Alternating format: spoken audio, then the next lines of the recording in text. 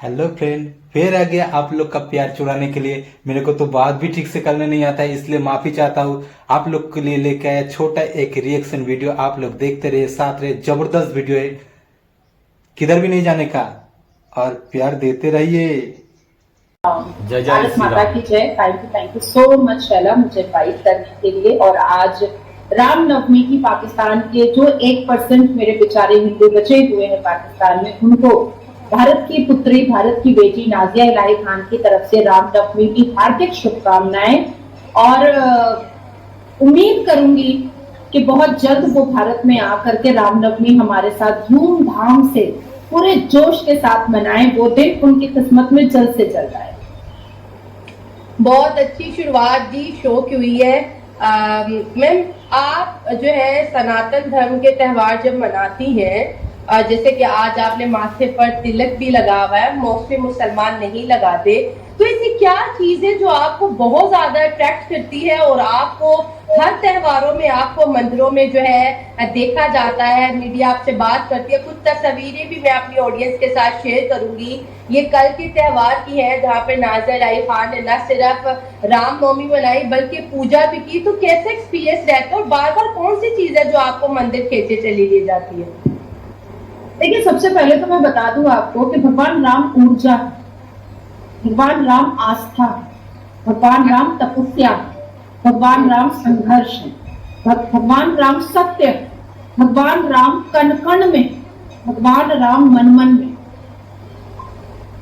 अब मैं आपको बताना चाहूंगी कि मैंने आपके साथ ही चांद रात वाले दिन एक सेशन किया था और मैं नाखुदा मस्जिद जाकर के नमाज पढ़ना चाहती थी, ईद की नमाज। दरवाजा बंद कर दिया गया और मुझे धमकियों पे धमकियां और धमकियों पे धमकियां और धमकियां तो बलात्कार की भी आई है मुझे।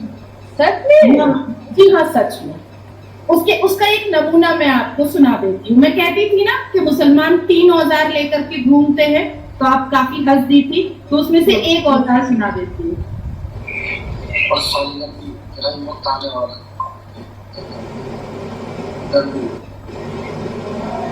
सुना?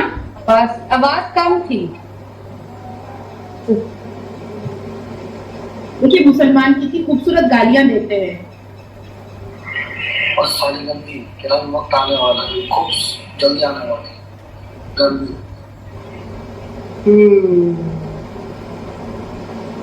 ठीक है, बहुत बुरी बात है। अब मैं आपसे बात करना चाहूंगी कि देखिए, आजादी में हिंदू, मुस्लिम, सिख, ईसाई, जैन सब ने अपने अपने खून बहाए। सब। सिख ने सबसे ज्यादा बलिदान दिया, गला तक कटा। गुरु गोविंद सिंह जी को पढ़िएगा तो आंखों से आंसू नहीं, खून निकले। और बहुत देर तक मतलब हम थोड़े से थरथराते हुए रह जाते हैं। हिंदू पे आज तक अत्याचार हो रहा है भारत में, पाकिस्तान में। जैन आज भी सबसे ज्यादा मंदिरों का टैक्स सरकार को जैन दे रहा है। पर धर्मों के आधार पर बंटवारा किसने किया? लियाकत और जिन्ना ने। बांग्लादेश किसने लिया? मुसलमानों ने। और आज भारत में अगर सबसे ज्यादा कोई चढ़चढ़ा रहा है, भारत में सबसे ज्यादा कोई फड़फड़ा रहा है, भारत में सबसे ज्यादा कोई कड़कड़ा रहा है, और भारत में सबसे ज्यादा कोई 15 मिनट के लिए पुलिस हटाने की बात कहता है, तो वो असदुद्दीन अवैसी है, रजाकार फौज का आखिरी चश्मचरा।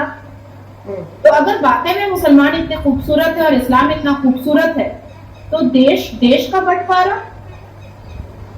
किसी की हत्या करना, पैंट खोल करके बलात्कार करना, अल्लाह अकबर के नारे पर औरतों के कपड़े उतारना, मंदिरों पर पत्थर फेंकना, शोभा यात्रा को ना होने देना, किसी के धर्म को गालियां देना, किसी के धर्म को मलाइन करना, किसी के धर्म को डिफेम करना, किसी के भगवान पर अभद्र टिप्पणियां करना, ये मुसलमानों ने कहां से सीख लिया है? कहां से? अल कुरान से सीख लिया है। धर्मों के आधार पर बंटवारा तो मुसलमानों ने ही कराया। हालांकि आजादी में तो सारे धर्म वाले साथ में थे, पर उनमें से तो किसी ने बंटवारा नहीं किया। जैन ने तो नहीं बोला कि भाई मुझे एक अलग से जैन का जैनिस्तान दे दो। हिंदुओं ने तो नहीं बोला कि मुझे हिंगिस्तान दे दो। सिखों ने तो नहीं बोला कि मुझे सिखिस्तान दे दो। लेकिन मुसलमानों ने बोला कि मुझे पाकिस्तान दे दो। मुसलमानों ने बोला कि मुझे बांग्लादेश चैलेंज दे दो। और अभी असदुद्दीन अवैसी भी बोल रहा है।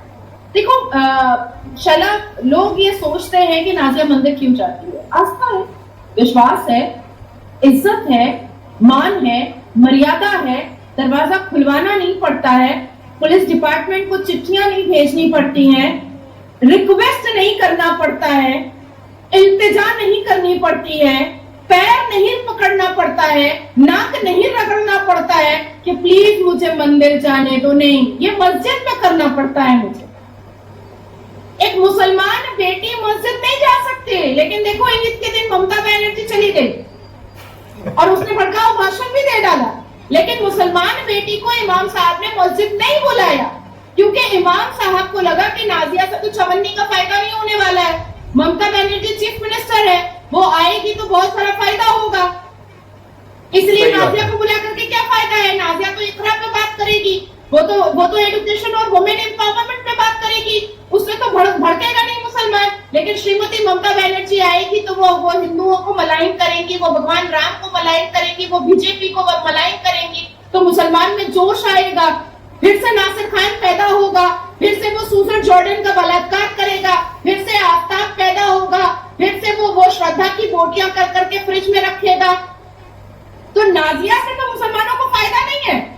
नाजिया तो भड़काऊ भाषण नहीं देगी, नाजिया तो कहेगी कि मुसलमानों, एडुकेट होने के लिए अल कुरान ने पहला वर्ड इकरा का दे दिया था, पढ़ लो, लेकिन पढ़ेंगे नहीं। 15,000 से 1.5 लाख का मोबाइल भी खरीद लेंगे और उस मोबाइल से असदुद्दीन अवैसी के भड़काऊ भाषण का रिकॉर्डिंग भी कर लेंगे। लेकिन फीस देने के लिए, स्कूल की फीस देने के लिए बात करो तो नानी मरने लगती है मुसलमानों की। मैं तो सरकार की वजह से जाहिल रह गया। अरे सरकार ने तुमको कब बोला था 1.5 लाख का तुम आईफोन खरीद सकते हो, 15,000 का तुम एंड्रॉइड फोन खरीद सकते हो, पर तुम अपनी बेटियों को, अपने बेटों को तुम पढ़ा नहीं सकते हो। क्यों नहीं पढ़ा सकते हो? शादियों में करोड़ों रुपए खर्च मुसलमान आराम से करता है, पर अपनी ही मस्जिद अगर टूटी भांगी हो तो उसको दुरुस्त कराने के लिए मुसलमानों के पॉकेट में पैसा नहीं, 1 रुपया नहीं। जलसा जुलूस मिलाद नबी कराने के लिए करोड़ों रुपए, लाखों रुपए मुसलमान खर्च करता है, पर अगर किसी मस्जिद का कंस्ट्रक्शन होता है तो चंदे के डब्बे में 10 रुपए डालता है। गलत बोल रही हूँ शैला? शायरी मुशायरा कराने के लिए, शायरों को बुलाने के लिए बिजनेस क्लास का ट्रैवल करवाया जाता है, बड़ा बड़ा मुशायरा का इंतजाम होता है, दीवाने आम और दीवाने खास लगाया जाता है, पर जैसे ही मोहम्मद बिन अब्दुल्ला मस्जिद के बारे में बात आती है तो सब कंगाल हो जाते हैं, सब भिखारी हो जाते हैं, किसी के पॉकेट में पैसा नहीं होता है मस्जिद बनवाने के लिए। अब आप देखो कि भगवान राम की राम मंदिर अयोध्या में बनी, किसने बनाया? किसी के बाप ने बनाया या सरकार ने बनाया या मोदी जी ने बनवाया? बिल्कुल नहीं बनवाया है। मैं मोदी जी की भक्त हूँ, लेकिन जो सत्य है वो बोलने से पीछे नहीं हटूंगी। मोदी जी ने राम मंदिर नहीं बनवाई है, या वहां जो हिंदुओं की वेटिकन जो स्टेट हुआ है, जो राम मंदिर का इतना भव्य प्राण प्रतिष्ठा हुआ है, वो भारत के सनातनियों ने बनवाया। तो भारत के मुसलमान मोहम्मद बिन अब्दुल्ला क्यों नहीं बनवा पा रहे? क्यों पीछे हट जा रहे हैं? अब आप देखो, मिलाद कराने के लिए मेरे और आप में एक सेशन हुआ था, आपने भी कहा था कि 3-3 लाख रुपए मिलाद पढ़ने के लिए आता है पाकिस्तान में, ठीक है? हमारे यहाँ भी 50,000, 51,000, 1,01,000 रुपए मिलाद पढ़ने का पैसा लेता है, ठीक है? उसके बाद फिर जो बत्तियां लगती हैं, फिर दीवाने आम जो होता है, उसके बाद खिचड़ा और मलीदा जो डिस्ट्रीब्यूशन होता है, शरबत जो डिस्ट्रीब्यूशन होता है, सबको मिला करके एक मिलादुन नबी में 2 लाख 2.5 लाख रुपए खर्च होता है। पर हमारे इस देश की गरीब बेटियां बैठी हुई हैं, उनकी शादी नहीं हो रही है जहेज की वजह से। मुसलमान एक तरफ खुतबे में कहता है कि जहेज लानत है, मलामत है, नदामत है, नजामत है, लेकिन हमारे देश में बेटियां बैठी हुई हैं, 40-40 साल की हो रही हैं। पहला रीजन कि मुसलमान लौंडे हिंदुओं से शादी करते हैं, उसी को पसंद करते हैं। दूसरा रीजन कि जहेज नहीं है देने के लिए मुसलमान बेटियों के माँ बाप के पास, जहेज है नहीं तो देंगे कहां से? और फिर मुसलमान लौंडा करेगा कैसे शादी बिना जहेज के? अब मेरी बात आती है कि भैया ऐसे तो सरकार को बड़ा गाली देते हो, मोदी सरकार बहुत सांप्रदायिक है, मोदी सरकार हिंदुओं की सरकार है, पर योजनाओं में सबसे ज्यादा लाभ भिखारी की तरह हाथ फैला करके, कटोरा लेकर के तुम सबसे ज्यादा उठाते हो मुसलमान। डेटा निकाल करके शैला आप देख लीजिए कि सब्सिडी सबसे ज्यादा मुसलमानों ने भारत में उठाया है। तो इस चीज को भी तो सोचना पड़ेगा ना, इस चीज को भी लेकिन तो यहाँ पे असदुद्दीन अवैसी के बयान जब हमारे नेशनल मीडिया पे चलते हैं, वो ये कहते हैं कि जब से मोदी सरकार आई है हिंदू मुस्लिम बहुत ज्यादा बढ़ गया और मुसलमानों को जी बहुत ज्यादा जुल्म का सामना करना पड़ा है भारत के अंदर, और ये जुल्म के लिए अब हम सबको जी उठना पड़ेगा, इकट्ठा होना पड़ेगा। और असदुद्दीन अवैसी को पाकिस्तान में भी बहुत बड़ा मुस्लिम लीडर माना जा रहा है इस वक्त। अच्छा ठीक है, मैं आपसे एक सवाल मैं आपसे करती हूँ। हाँ। पिछले 10 साल आप जियो पॉलिटिक्स में बहुत एक्टिव है, पिछले 10 साल में एक ऐसी स्पीच बताइए जिसमें भारत के प्रधानमंत्री श्री नरेंद्र दामोदर दास मोदी जी ने मुसलमानों को मलाइन किया हो, मुसलमानों को बेइज्जत किया हो, या मुसलमानों के खिलाफ अपनी स्पीच में बात कही हो। आपने सुना? नहीं, मैं नहीं सुना।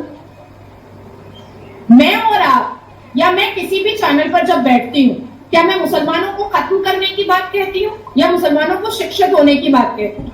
मुसलमानों को बुरा इसलिए लगता है क्योंकि मोदी जी भी यही कहते हैं कि इकरा मान लो, ह्यूमैनिटी मान लो, इंसान बन जाओ, शिक्षित हो जाओ।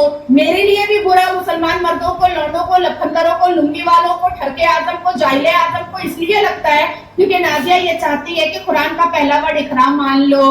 अब वो मानेगा नहीं। अब मुझे एक बात बताएं शैला, कि क्या भड़काऊ भाषण से मुसलमानों का पेट भर जाता है? नहीं भर सकता। लेकिन पढ़ेगा मुसलमान तो बढ़ेगा मुसलमान, पढ़ेगा मुसलमान तो कुछ बनेगा मुसलमान, पढ़ेगा मुसलमान तो कुछ कर पाएगा मुसलमान, पढ़ेगा मुसलमान तो अपना चेयर अपने से चूज करेगा मुसलमान, पढ़ेगी मुसलमान बेटी तो बनेगी मुसलमान बेटी, पढ़ेगी मुसलमान बेटी तो कुछ करेगी मुसलमान बेटी, पढ़ेगी मुसलमान बेटी तो पंख लगाकर पीठ पर उड़ पाएगी मुसलमान बेटी, अपने हक के लिए मुसलमान बेटी आवाज उठा पाएगी, अपने हक, अपनी इज्जत, अपने आबरू के लिए अपनी जंग खुद लड़ पाएगी मुसलमान बेटी। तो मैं तो ये कह रही हूँ भाई, और मोदी जी भी यही कह रहे हैं, तो बुरा क्यों लग रहा है लुंगी छापों को जो अंदर चड्डी भी नहीं पहनता? उनको बुरा क्यों लग रहा है? कितना आराम का कपड़ा है, लुंगी पहन लो, उठा लो, नाच लो नंगा, और बलात्कार भी कर लो और कह दो कि मुसलमानों के खिलाफ है भारत। यही पर वीडियो खत्म कर रहा हूँ। और नाजिया जी का बात कैसा लगा जरूर कमेंट करके बताने का। हमको तो बहुत अच्छा लगा। मिलते नेक्स्ट वीडियो में। धन्यवाद।